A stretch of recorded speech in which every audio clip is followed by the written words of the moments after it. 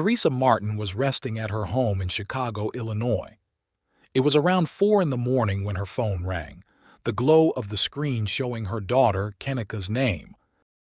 Kenneka, 19 years old, had gone out that night to celebrate her new job at a party held at the Crowne Plaza Chicago O'Hare Hotel. Feeling uneasy, Teresa answered the call, sensing that something wasn't right. Her instincts were confirmed when she didn't hear her daughter's voice on the other end, but instead the nervous tone of one of Kenneka's friends. The friend asked if Kenneka had made it home. Teresa's heart skipped a beat. If Kenneka wasn't with her friends and hadn't returned home, where could she be? Overcome with worry, Teresa rushed to the hotel herself to search for her daughter. What had happened to Kenneka Jenkins? The truth would shock everyone.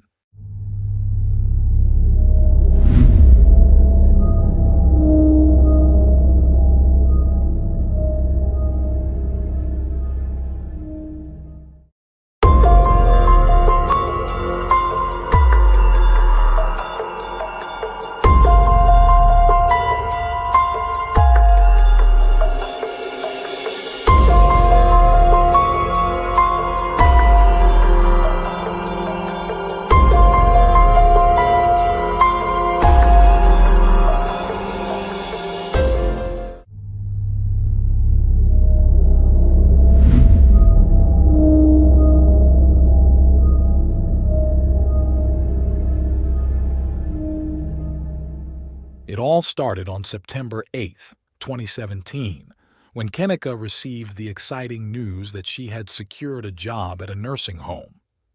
Eager to share her joy, she told her friends, who quickly convinced her that such news deserved a celebration. That evening, Kenneka borrowed her mother's car and left the house around 11:30 p.m. to attend a private party organized by her friends at the Crowne Plaza Chicago O'Hare Hotel near Rosemont, about a 50-minute drive from her home. The party was in room 126, and Kenneka arrived with her friends at 1:13 a.m. on Saturday. The atmosphere was lively, with loud music, alcohol, and a room filled with young people.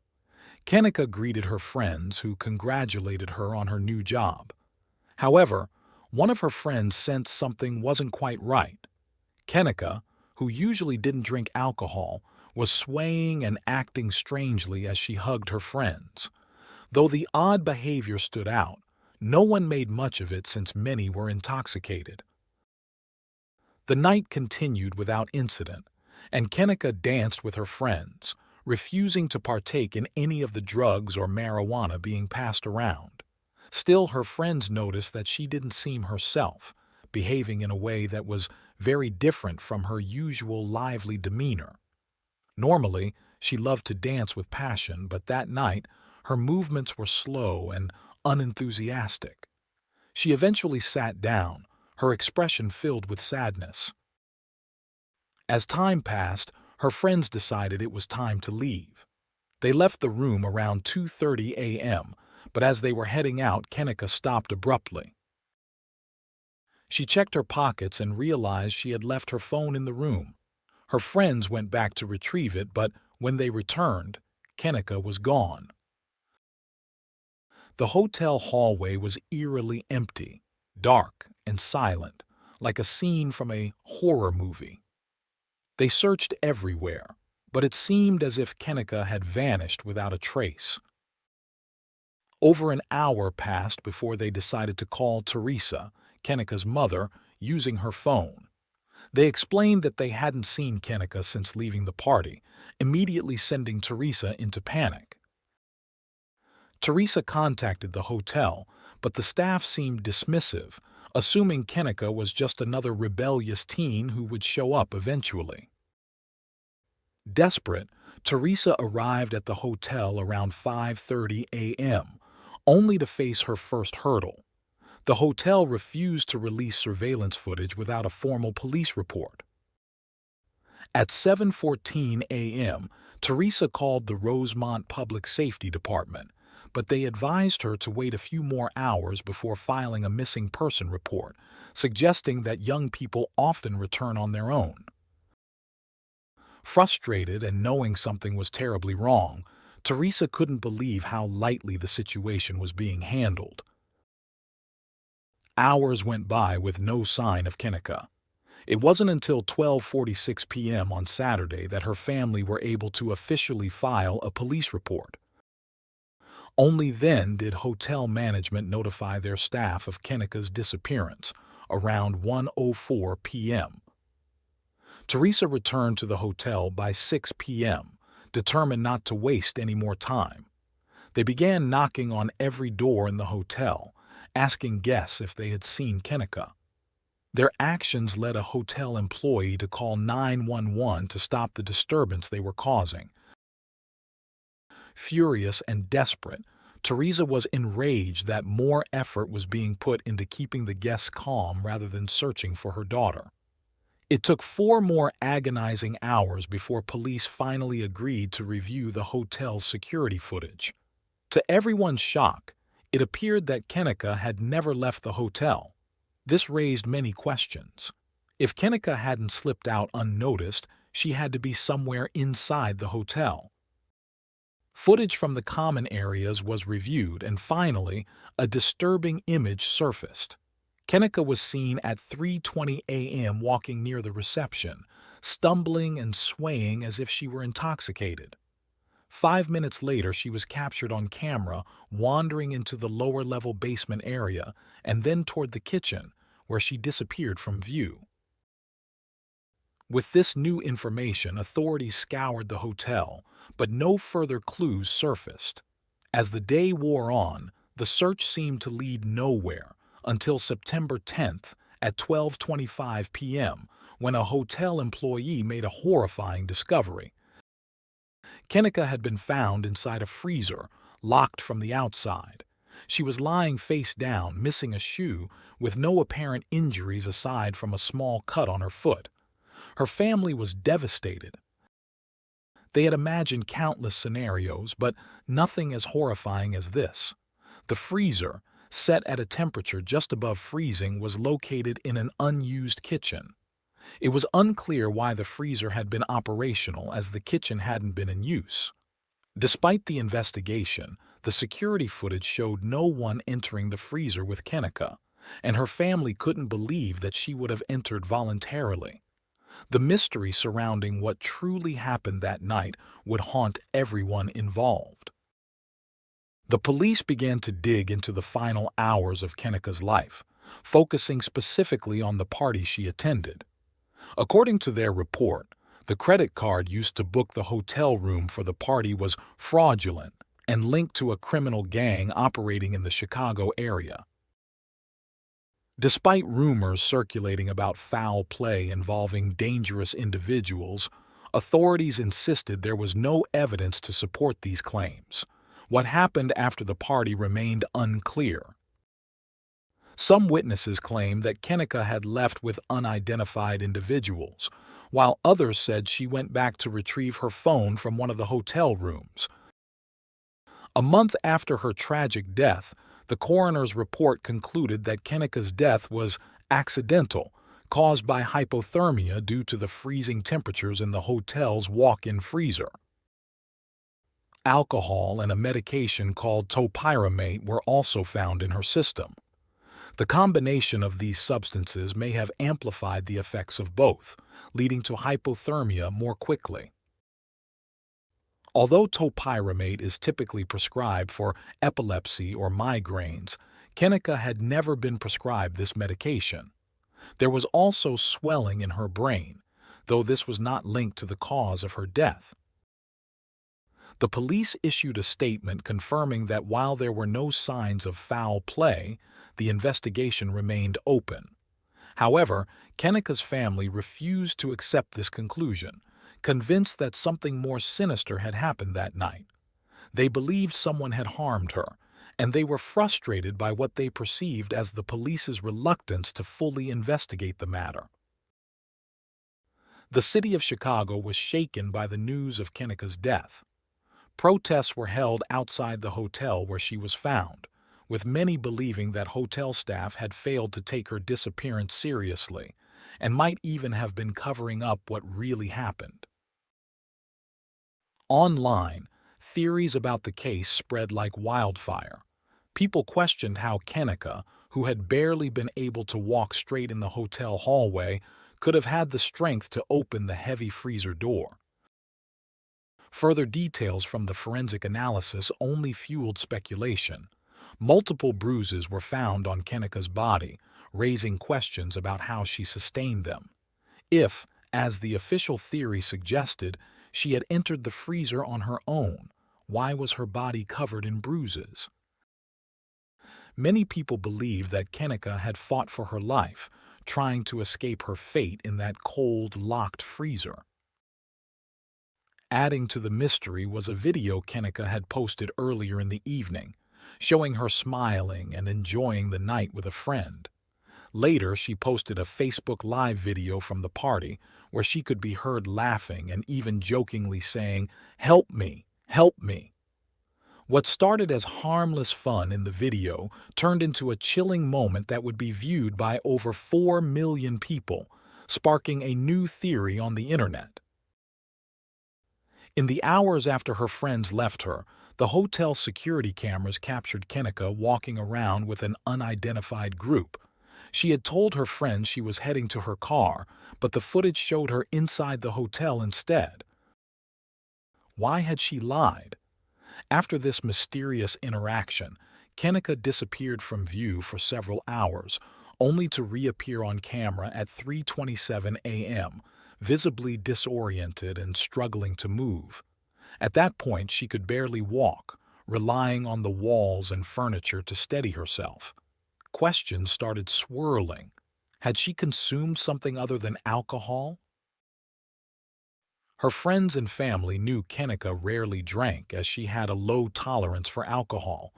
Was she forced to drink, or had she been drugged without her knowledge? Another theory emerged, that one of the boys at the party had been infatuated with Kenneka, but she didn't reciprocate his feelings. This idea was strengthened by a live video recorded by one of her friends during the party. Some viewers claimed that if you looked closely, you could see Kenneka being assaulted by a group of boys on a bed in the background. According to this theory, the assault led to her death, and her body was placed in the freezer to cover up the crime. While no concrete evidence supported these claims, the mysterious and heartbreaking circumstances of Kenneka's death left many questions unanswered and fueled widespread debate about what truly happened that night. On social media, various theories emerged about what happened to Kenneka, including accusations against specific individuals. Among the rumors, some speculated that her friends had betrayed her for money, leading to an unfortunate series of events that ended in her death. It was even suggested that the hotel itself may have played a role in covering up the incident. Faced with these allegations, Kenneka's friends deactivated their Facebook pages due to the intense online backlash. One prevailing theory claimed that Kenneka had been lured to the party by a friend who had been paid to bring her, allowing others to take advantage of her while she was intoxicated. According to this rumor, the hotel's manager later kidnapped Kenneka and ended her life to harvest her organs for sale on the black market. This speculation was fueled by the fact that her body was found in a freezer, which was assumed to be used to preserve it. Additionally, surveillance footage from cameras near the freezer, which should have shown Kenneka entering, was reportedly malfunctioning. Adding to the suspicion, an organ donation center was located just 20 minutes from the hotel. Around the same time, the hotel was facing legal action from the family of a 23-year-old man whose body had been donated for medical research but was allegedly mishandled for profit. Though none of these theories were ever confirmed or taken seriously by authorities, many remained convinced that powerful and dangerous individuals were covering up the truth. Kenneka's mother shared her ongoing grief over losing her daughter, believing that someone was responsible for her death. Her family and friends criticized the police's initial response and filed a lawsuit against the hotel, a security company, and a restaurant, seeking over $50 million in compensation. The lawsuit claimed that neither hotel nor security staff reviewed the surveillance footage promptly, resulting in Kenneka's body being discovered 21 hours after she was last seen. The family argued that had the hotel monitored the security cameras properly, Kenneka's life might have been saved. The family's lawyer presented photos of the freezer door, arguing that it had been accidentally closed from the outside after Kenneka entered. He alleged that someone had noticed the open kitchen doors and shut them, unknowingly trapping Kenneka inside. This theory, however, contradicted the timeline laid out by the surveillance footage released by the Rosemont police, which showed that after Kenneka disappeared into the kitchen area, no one else entered the room until her body was discovered. So, the question remained, who had closed the freezer door? In response, the hotel released a statement saying, "Kenneka Jenkins' death was a tragedy, but the lawsuit is without merit, and we will vigorously defend against it." The family's lawyer countered that the hotel had the means to secure the kitchen area, which had locked doors, and that if the illegal party had been shut down earlier and security footage reviewed thoroughly, Kenneka's death could have been prevented. Ultimately, in December 2023, 6 years after the incident, the lawsuit was settled for $10 million due to negligence. Of the settlement, around $3.5 million was allocated to cover the attorney's fees. More than $6,000 went toward funeral expenses, and Kenneka's mother, Teresa Martin, received $3.7 million. Other family members were awarded $1.2 million and $1.5 million, respectively. To this day, the circumstances surrounding Kenneka Jenkins's death remain unclear. Neither witnesses nor the hotel's security footage have provided enough information to definitively explain how she ended up in that freezer. Whether it was an accident, a desperate attempt to escape, or something more sinister, Kenneka's death continues to raise questions. Who were the unidentified individuals seen with her that night? Did they try to intoxicate her for their own purposes, or did she drink on her own? Why was there no footage of the freezer area where she died? In her intoxicated state, was she able to open the heavy freezer doors by herself, or did she mistake it for something else, like an elevator? For many, the theory of organ trafficking remains a plausible explanation, especially given the growing issue of organ trade in the United States.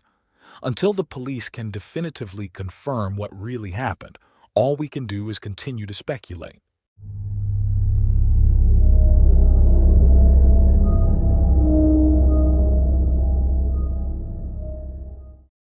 Thanks for tuning in to Unreal True Crime.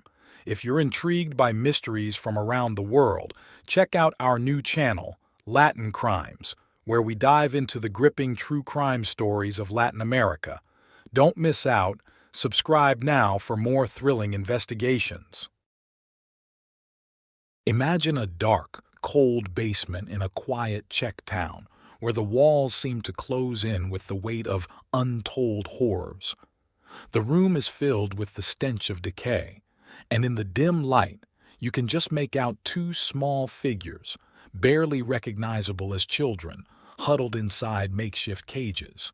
Their bodies are frail, covered in wounds, evidence of months of unimaginable torment. These were not the scenes from a horror movie, but the reality that officers encountered on that fateful day in 2007 when they uncovered one of the most disturbing cases of child abuse in recent history.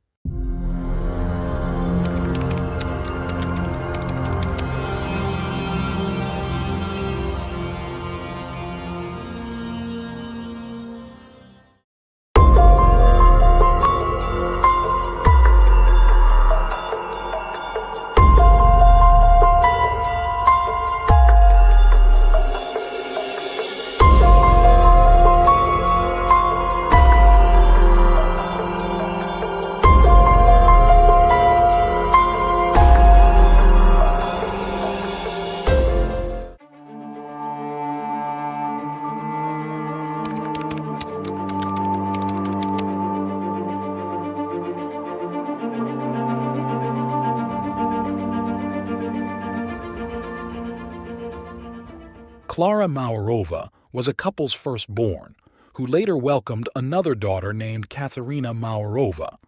In 1975, the Maurova family lived in Kurim, a quaint Czech Republic village roughly 120 miles from Prague, the capital. The town's residents enjoyed a picturesque natural setting, yet progress was evident with the availability of quality services, education, commerce, and other activities. Details about the Maurova sisters' childhood are scarce, but it is known that Klara, a beautiful girl with fair hair and blue eyes, began showing signs of schizophrenia at a young age. This severe mental disorder causes those affected to lose touch with reality, impacting their thoughts, feelings, and behavior. They might experience hallucinations, delusions, and other disorders that alter their actions. No records indicate that Klara's condition was ever diagnosed by a specialist, but many stories suggest that her mind was filled with religious fantasies. Soon, Katerina began sharing these delusions. As is common among siblings, the younger often tries to emulate the elder. Unfortunately, this imitation extended beyond mere speech or dress, as Katerina also seemed to adopt Klara's schizophrenic tendencies. The two created a feedback loop that only reinforced Klara's beliefs. They fantasized together about the great things they would accomplish, guided by divine will. Despite their delusions, the sisters managed to function well in society. They completed their basic education without significant issues, and Klara, after finishing high school, enrolled in university to study pedagogy. Her life seemed well on track, and she even found love with a man slightly older than her at 25. Their age difference didn't bother them, and soon Klara was pregnant. He was a loving and supportive partner, married Klara, and supported her in every way he could. Their first child, Jakub, brought joy to both parents. Nearly 2 years later, Klara was pregnant again and gave birth to their second child, Andrzej. Unfortunately, the relationship began to deteriorate a few years later. It seems that Klara's erratic behavior, mood swings, and even aggression pushed the man to his limit, leading him to leave the family, abandoning Klara with their 2 young children. Despite this setback, Klara remained committed to her children, supporting them in their studies and extracurricular activities like summer camps, school events, and vacations. However, while she fulfilled her role as a mother, the loneliness and resentment took a toll on her, plunging her into a deep depression. Recognizing her state, Klara invited Katerina to move in with her and the children, hoping her younger sister's presence and support would help her through the difficult emotional period. At this point, a new figure entered Klara and Katerina's lives, forever altering the family's fate, a girl named Annika, who claimed to be 12 years old. Some reports suggest Klara met the girl at university, where Annika confided that she had run away from a youth care center due to mistreatment and had nowhere to go. Other sources claim Katerina, who was working at a local youth institution, found Annika, who said she had escaped from a child trafficking ring. There are several other versions of Annika's backstory, but they all lead to the same conclusion. Annika came into Klara and Katerina's home and brought turmoil with her. These 2 delusionally devout women opened their doors to a girl who seemed heaven-sent, but harbored an almost unbelievable secret. Annika was not a young girl, but a 32-year-old woman named Barbora Skarlova.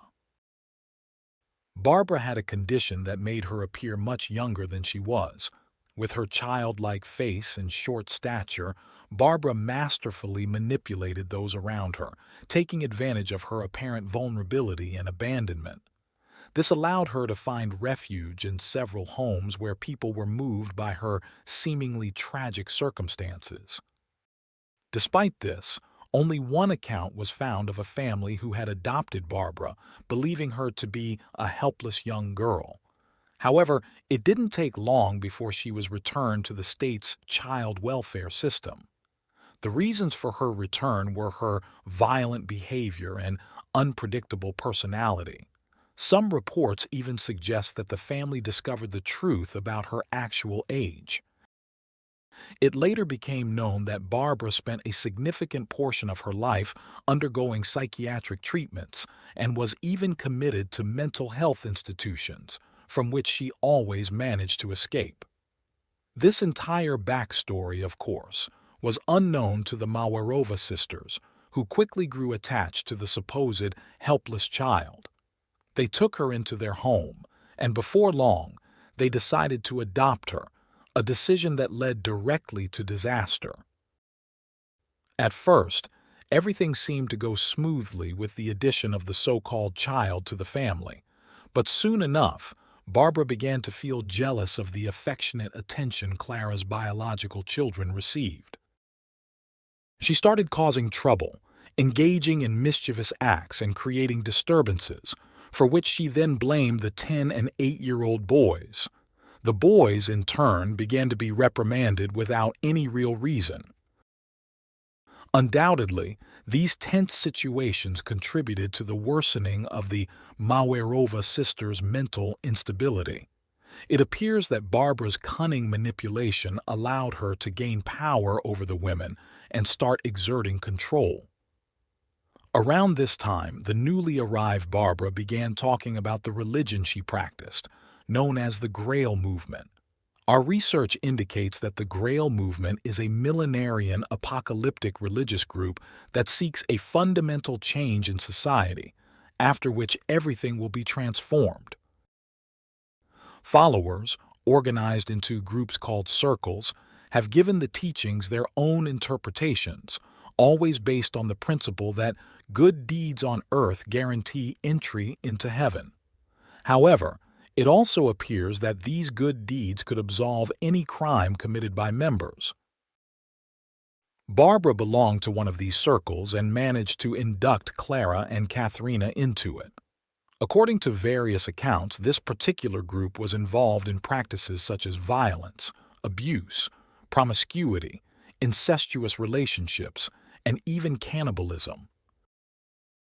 In this story, the leader of this circle was a man known as the Doctor, who communicated with his followers via text messages, giving them instructions that were often almost unimaginable. One of the first alarming actions that seemingly went unnoticed was when Clara withdrew her son Andrzej from school, claiming he had become deaf and mute and that she would homeschool him. From that point on, any mischief, whether real or fabricated by Barbara, was severely punished. Jacob and Andrzej began to receive beatings completely disproportionate to the offenses, whether real or imagined. They were struck with hands, wooden spoons, or belts, and even worse, were locked in small, dark rooms at night. Taking advantage of the influence she had gained over the sisters, Barbara proposed something even more cruel. To correct the children, whom she claimed had become incorrigible, and prevent further misbehavior, they had to be permanently confined. A local blacksmith was called to build a cage, unaware of its intended purpose. Once delivered, the iron prison was placed in the basement of the house, and the nearly naked children were confined within it. Over the following months, Clara's sons endured a living nightmare. Following the instructions sent by the Doctor through text messages, the boys were subjected to unimaginable torment. The abuse included being pinched, repeatedly tied up, whipped, and deprived of food for days. As they could not leave the cage, they were forced to relieve themselves inside and sleep on the filth. Once a week, under the pretense of cleaning the foul-smelling area, the three women would throw buckets of cold water over the children and the entire basement. But that wasn't the end of their suffering. At one point, the boys were taken to cabins hidden in a nearby forest and locked in small cages. During this time, Other members of the Grail movement gathered and subjected the children to a week of horrific abuse. Their heads were repeatedly submerged in buckets of water, or they were suffocated with plastic bags until they nearly lost consciousness. They were beaten, forced to fight each other, and made to dig what they believed were their own graves. Cigarettes were burned into their skin. They were often kept bound hand and foot, their mouths sealed with adhesive tape, and they were even sexually abused. When they returned to their prison in the basement of the family home, the situation, incredibly, became even worse. Barbara devised a plan to start feeding the boys abundantly while they remained in the cage, intending to fatten them up. One day, the three women descended into the basement. Clara asked her younger son to extend a leg out through the bars of the cage. The terrified child obeyed, and immediately his leg was grabbed by Katharina and Barbara, while Clara made a quick cut with a sharp tool. The flesh was shared among them as they laughed hysterically. This nightmare, worthy of a horror movie, continued for a period of about 6 months, from December 2006 to mid-2007. During those months, Barbara had another brilliant idea. They purchased baby monitoring cameras and installed one in the basement, allowing the women to not only supervise the children's every move, but also watch their suffering whenever one of them went down to torment them, while the others attended to household chores. Little did they know, this brilliant idea would lead to their downfall, almost miraculously. On May 10, 2007, a neighbor of the Mawerova sisters was installing a baby monitor in his home to keep an eye on his newborn while he slept. After setting up the camera, he turned on the monitor to check that everything was working correctly. To his horror, instead of his baby's crib, the screen showed a dark place where a small child, his arms tied behind his back, was struggling to pick up food from the floor with his mouth. At one point, the screen also showed an adult woman's hand holding something while the boy desperately tried to eat it.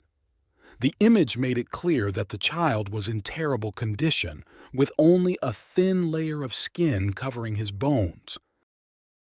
The neighbor was horrified by what he saw and immediately contacted the police to report the shocking scene.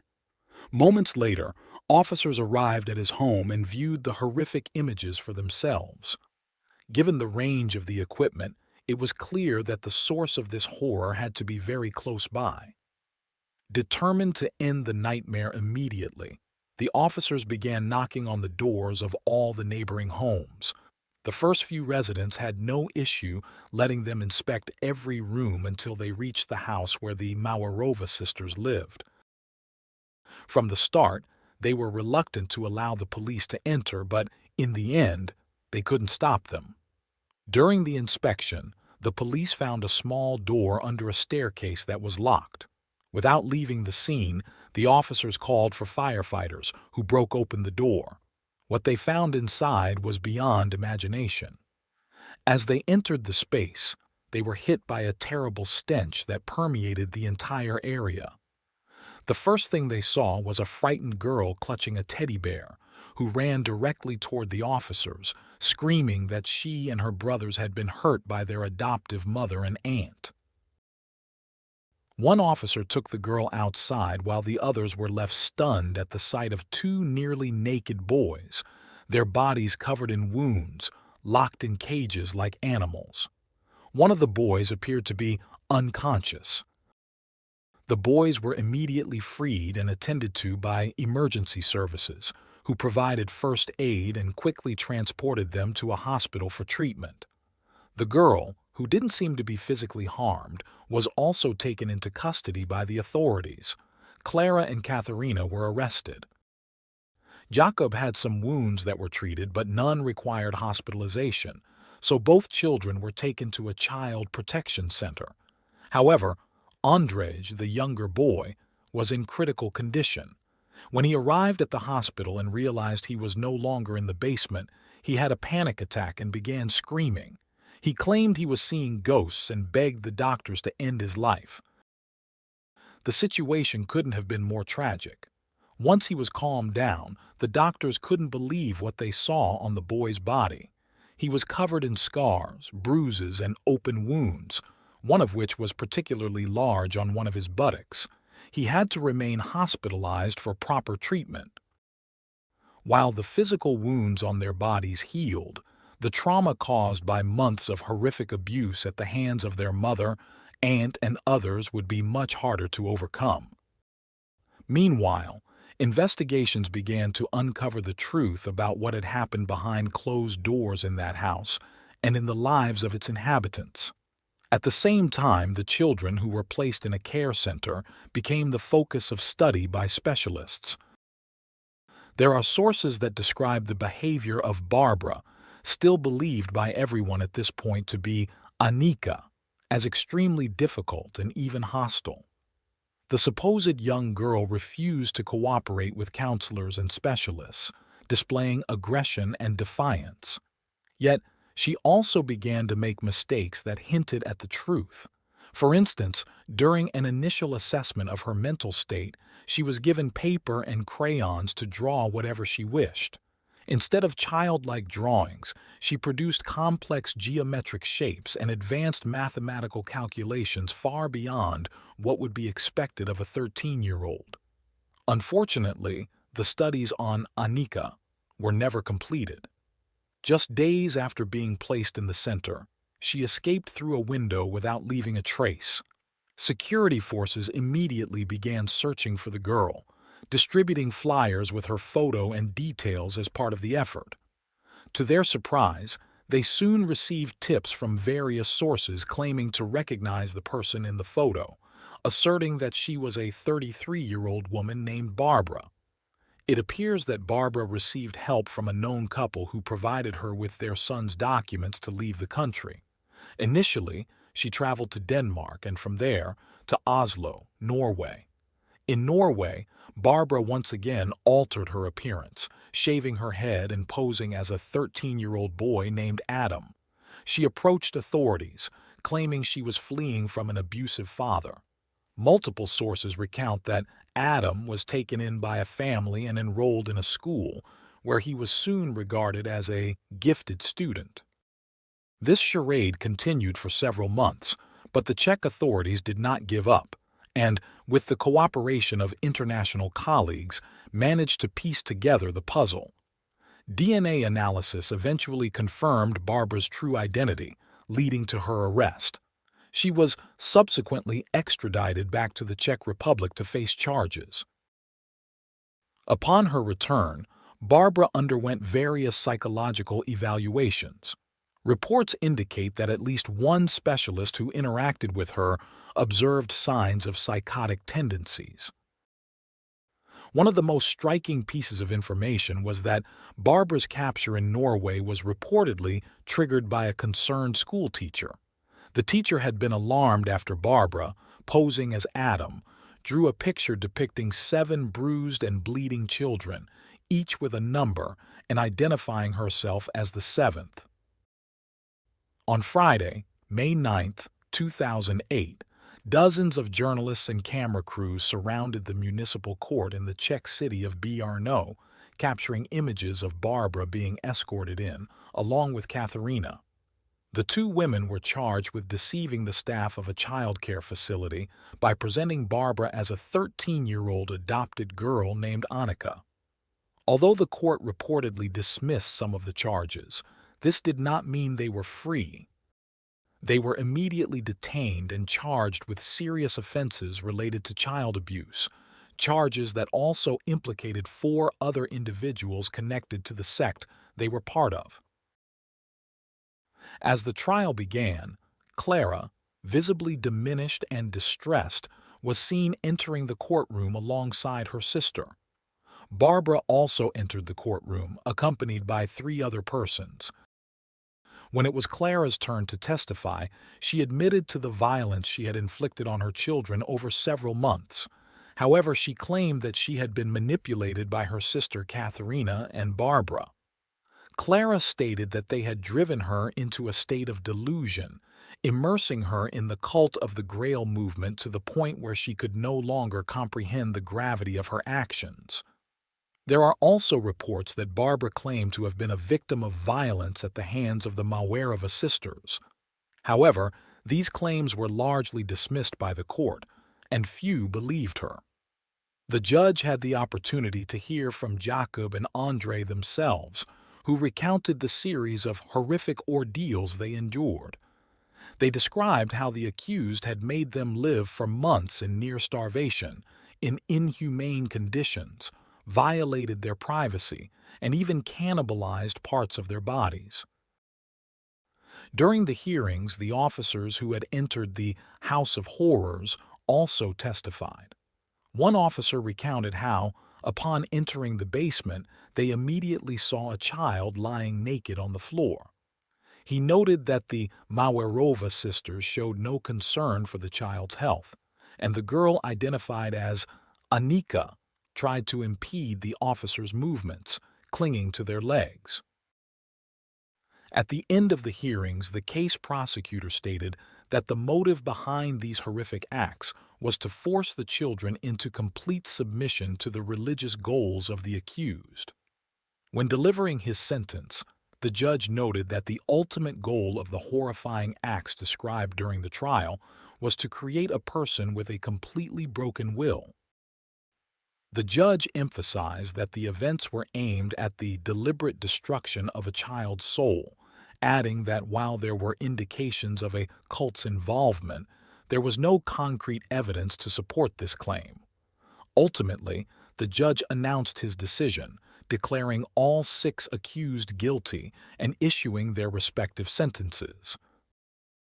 Klara Mawerova, the mother of the boys, was sentenced to 9 years in a maximum security prison. Her sister, Katharina, was sentenced to 10 years in a maximum security prison. The other 3 individuals were found guilty of abuse and sentenced to 7 years in prison.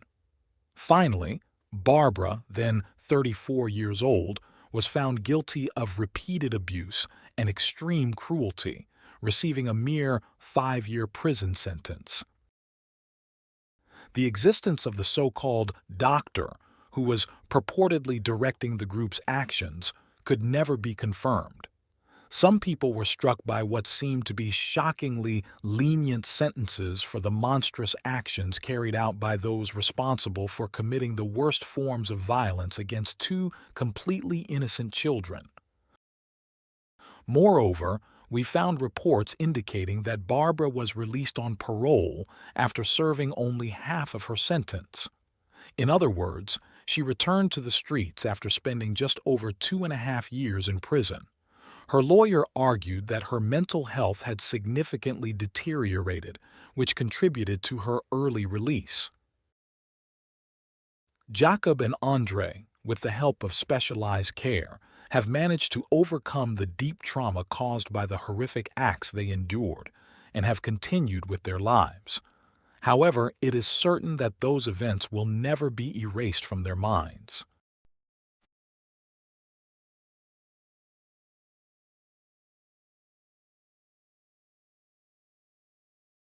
Thanks for tuning in to Unreal True Crime.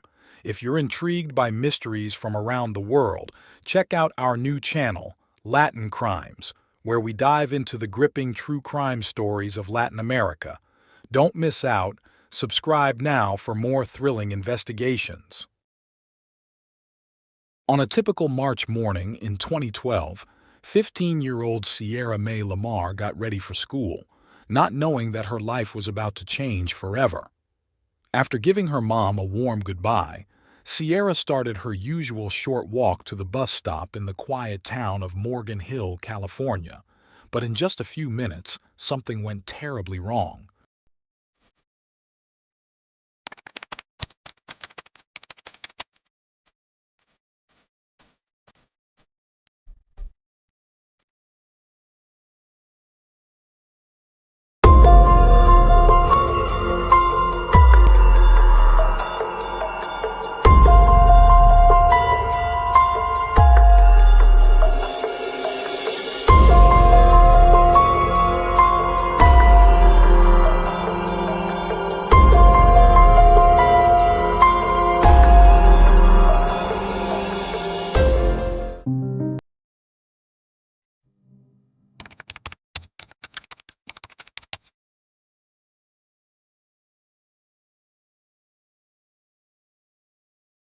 Sierra Mae Lamar was born on October 19, 1996, in Fremont, California.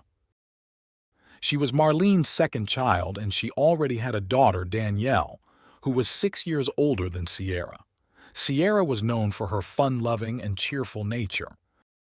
Her teachers often described her as the class clown, always making others laugh without causing any trouble.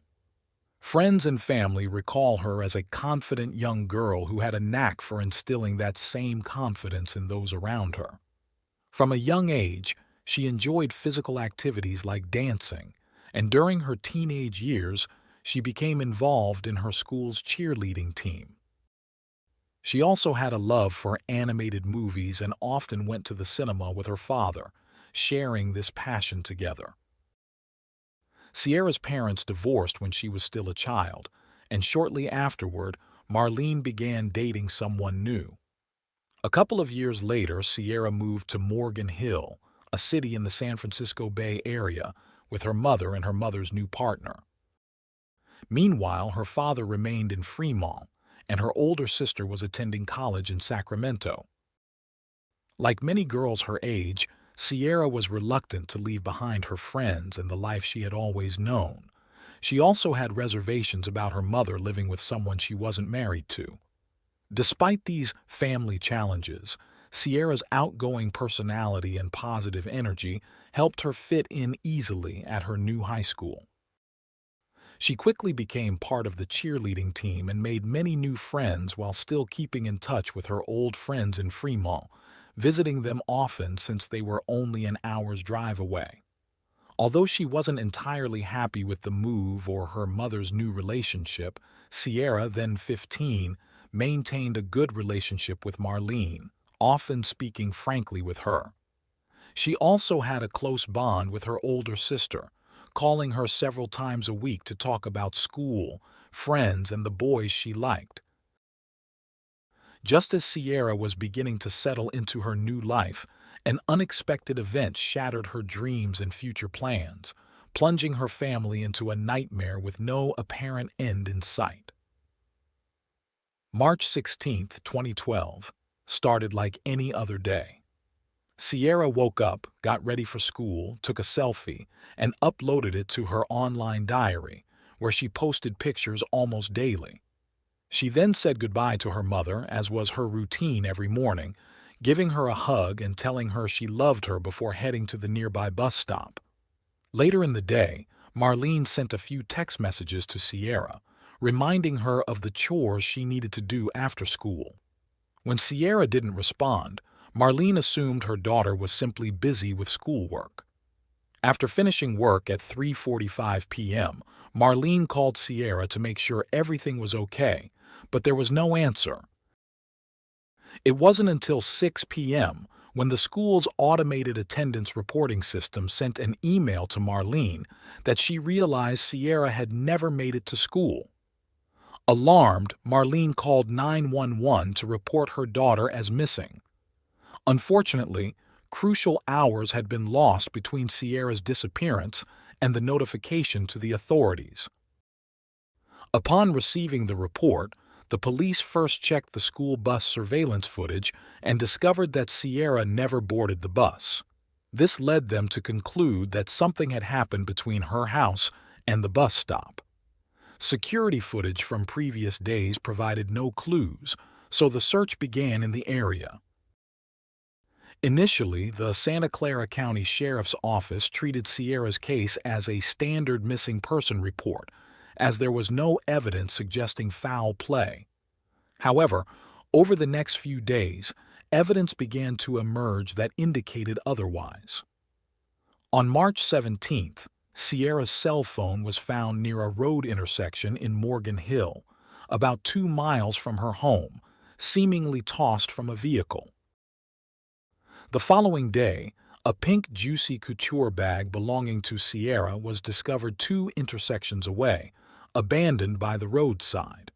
The bag contained neatly folded clothes, including a pair of jeans and a shirt, along with all of Sierra's documents and the $5 she had been given for lunch. Everything appeared untouched. In the days following Sierra's disappearance, a massive volunteer search was organized. The area around Sierra's home and the bus stop where she was last seen was rugged and challenging, with fields, hills, reservoirs, forests, ravines, and dense brush. The search focused on finding any evidence that might indicate a crime. Both authorities and volunteers worked tirelessly day after day, determined to find clues that could lead to Sierra. During the daily search efforts, approximately 150 items were discovered that could potentially be considered clues. One of these items was a box labeled handcuffs and used condoms, found by a volunteer about a mile from Sierra's bus stop. However, it was unclear if this discovery was related to Sierra's disappearance, as the area was known to be a popular hangout spot for teenagers who would often gather there to drink and engage in other activities. On March 20th, Sierra was officially classified as a missing person under the category of abduction, meaning someone had taken her against her will, which elevated the importance of the case. A forensic examination of Sierra's phone and personal computer revealed nothing useful, but investigators insisted on accounting for the whereabouts of all registered sex offenders in the area at the time of Sierra's disappearance.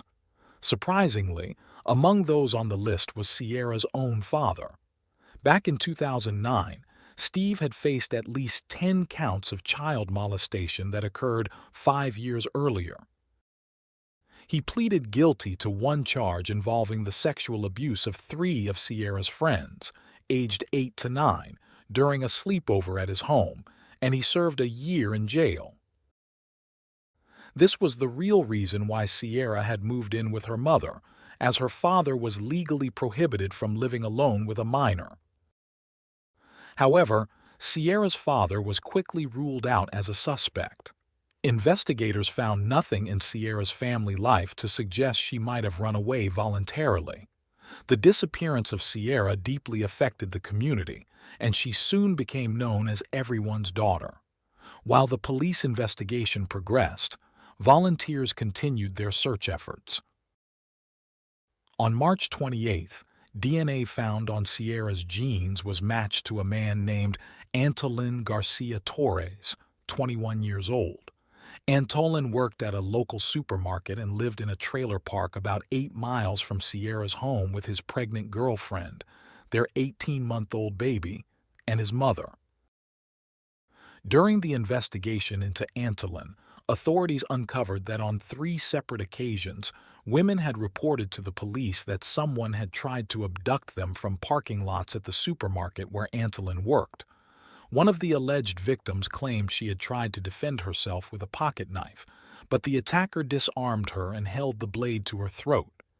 Each of these women reported that the kidnapping attempts were thwarted by their screams or the presence of nearby people, though none of them had identified Antolin as the perpetrator. During one of the attacks, Antolin dropped a stun gun, which, upon analysis, was found to have his fingerprint on the battery. Antolin also had a criminal record that included felony assault and a charge of sexual relations with a minor in 2010. After this discovery, the police placed him under 24-hour surveillance. They also reviewed security footage from the trailer park where he lived and saw his red Volkswagen Jetta leaving the area just 15 minutes before Sierra left her home to go to the bus stop. The same vehicle was captured on surveillance footage in the area where Sierra was last seen on March 16th. The police brought Antolin in for questioning, but he claimed that after leaving his home on the day of Sierra's disappearance, he went fishing alone. With no witnesses or additional evidence to corroborate his story, the police asked him directly how his DNA could have been found on Sierra's belongings. Antolin's explanation was that he often pleasured himself in his car and used tissues to clean up afterward. He speculated that he might have thrown one of these tissues out the window, which could have ended up in Sierra's bag. However, The police had not disclosed the type of sample from which the DNA was extracted, so Antolin had incriminated himself by assuming it was related to something sexual. Naturally, the investigators did not believe his excuse. Several witnesses reported seeing a car matching the description of Antolin's near the bus stop at the time Sierra was believed to have disappeared. As a result, on April 7th, authorities obtained a search warrant for Antolin's vehicle. During the search, they found one of Sierra's hairs entangled in a rope in the trunk along with her fingerprints on the rear door handle. In parallel, the police began using cadaver dogs as they continued searching for Sierra, hoping to find any evidence that could assist in the investigation. Following the discoveries in his vehicle and 2 months of surveillance, on May 21, 2012, the police arrested Antolin for the abduction and suspected murder of Sierra Lamar. The case gained national attention and was even featured on an episode of America's Most Wanted. To commemorate 1 year since Sierra's disappearance, the community of Morgan Hill organized a tribute on March 16, 2013. They released helium balloons in Sierra's favorite colors, each tied with a ribbon and notes containing messages of hope and love. Nearly a year later, on February 11, 2014, Antolin was formally charged. He pleaded not guilty. On Saturday, March 14, 2015, 3 years after Sierra's disappearance, her family made the incredibly difficult decision to officially end the search.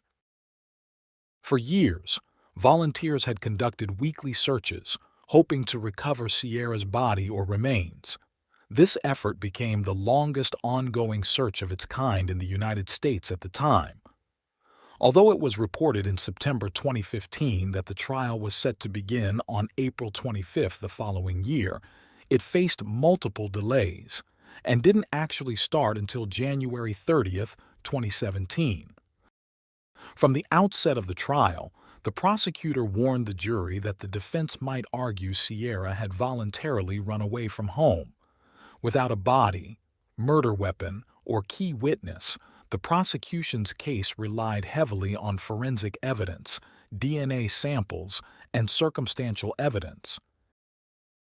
He told the jury that the evidence suggested Sierra had been bound, dragged, and placed in the trunk of Antolin's car. He also pointed out that a police officer noted a strong odor of urine on Sierra's jeans, which were found less than 4 miles from her bus stop. The discovery of the clothing, including underwear, indicated that the young girl's lifeless body was likely naked. The fact that the clothing was dirty with soil supported the theory that she had been dragged. The prosecutor also mentioned to the jury that during initial questioning, Antolin had voluntarily provided information about his sexual habits, even though no authorities had mentioned the specific type of DNA evidence found on Sierra's belongings. Sierra's mother, Marlene, took the stand to testify, speaking about her relationship with her daughter and recalling how, on the morning of March 16th, as they did every day, they had exchanged a kiss and an "I love you" before parting. She also confirmed that the clothing and other items found on the road belonged to Sierra. Next, Antolin's ex-girlfriend, who, by the time of the trial, had officially separated from the accused, testified for about 90 minutes. She claimed she could hardly remember any details about the morning when Sierra disappeared. During cross-examination, it was revealed that she had given inconsistent accounts regarding Antolin's whereabouts and other details over the years. She also admitted to fabricating part of her grand jury testimony, specifically about Antolin's particular method of folding and half-rolling his pants, a detail that was significant because it directly related to how Sierra's pants were found in her backpack along with the rest of her clothing. However, she told the jury that she had no way of knowing how Antolin folded his pants because he never did the laundry or put away clothes. Another key piece of evidence presented by the prosecution was a purchase Antolin allegedly made sometime before Sierra's disappearance. According to supermarket membership card records, Antolin had bought a turkey baster, a tool used for injecting sauce into meat or removing excess fat, as well as a jug of bleach. These items could be used to eliminate DNA evidence following a sexual assault. Unfortunately, the authorities were unable to recover any of these items from the accused's car or residence. The prosecutor questioned Antolin's ex about this, and she stated that she knew nothing about it. However, she noted that Antolin rarely went grocery shopping alone, especially not at midnight, the time when the purchase was recorded. She mentioned that if he had done so, her ex-partner would have mentioned buying household items. She also noted that shortly after Sierra's disappearance, Antolin and she, along with two friends, had gone to Fresno for a snowboarding trip, during which Antolin consumed cannabis. The turkey baster could have been used as a tool to make concentrated cannabis, as Antolin's lawyers later argued. The defense listed the main reasons why they believed Antolin was innocent. They pointed out that Sierra's body had never been found and questioned why her hair, found in their client's car, wasn't shown in an initial photograph but appeared later. The defense team even suggested to the jury that the driver of a brown car seen in the area where Sierra disappeared in March 2012 might be the real culprit. Although the defense was prohibited from mentioning to the jury the prior child molestation conviction that Sierra's father had served, the court documents presented by Antolin's lawyer argued that Sierra had run away because she lived in a broken home and was struggling in school. According to the defense, Sierra had moved to Morgan Hill less than a year before her disappearance and was unhappy. They also claimed that Sierra had confided in a friend about her plan to run away and had even shown her a suitcase packed with clothes. Some of Sierra's friends from Fremont testified before the jury, confirming her displeasure with the move to Morgan Hill but also expressing doubt that she would have run away voluntarily. Her friend Shannon told the court that on the day of her disappearance, Sierra had texted her saying she was excited to visit her hometown and pop some pills, referring to the narcotic known as ecstasy. The defense team argued that Sierra had been in contact with people involved in criminal activities and might have run away or been abducted by drug traffickers. However, Sierra's friends rejected this suggestion and agreed with the prosecution that her behavior and drug use were just typical teenage things. To counter the defense's claims of a possible connection between the accused and the teenager being mere coincidence, the prosecutor questioned Jeanette Kinner, a woman familiar with Antolin's social circles. Jeanette confirmed that she knew of at least one teenager who had attended school with Sierra but didn't realize the connection until after Sierra's disappearance.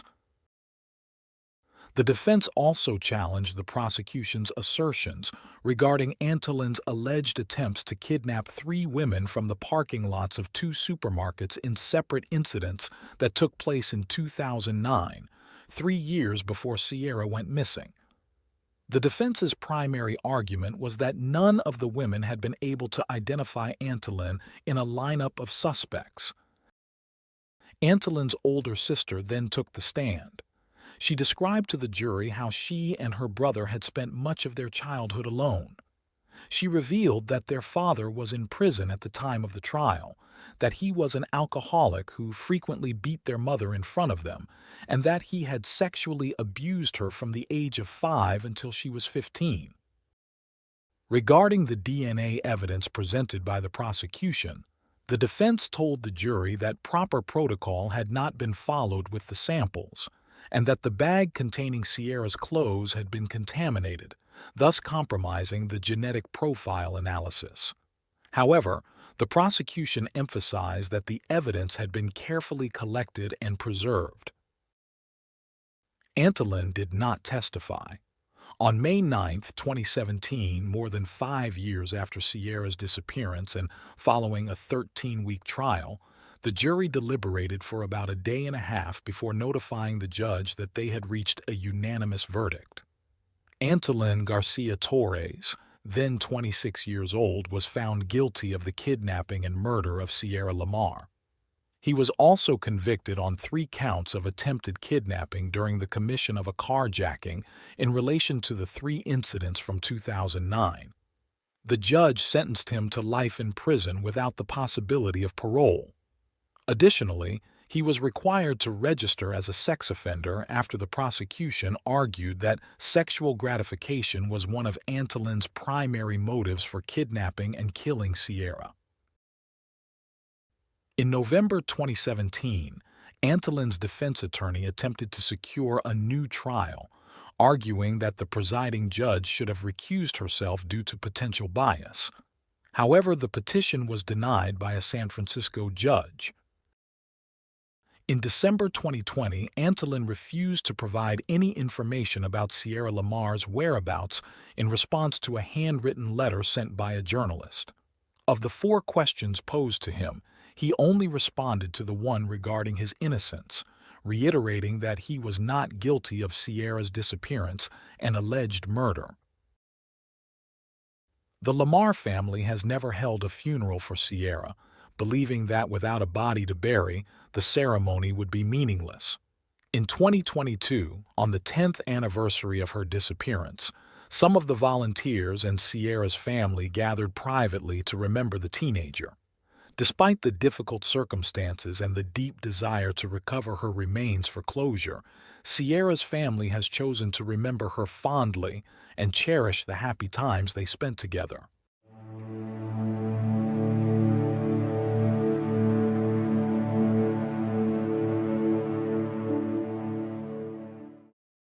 Thanks for tuning in to Unreal True Crime. If you're intrigued by mysteries from around the world, check out our new channel, Latin Crimes, where we dive into the gripping true crime stories of Latin America. Don't miss out. Subscribe now for more thrilling investigations.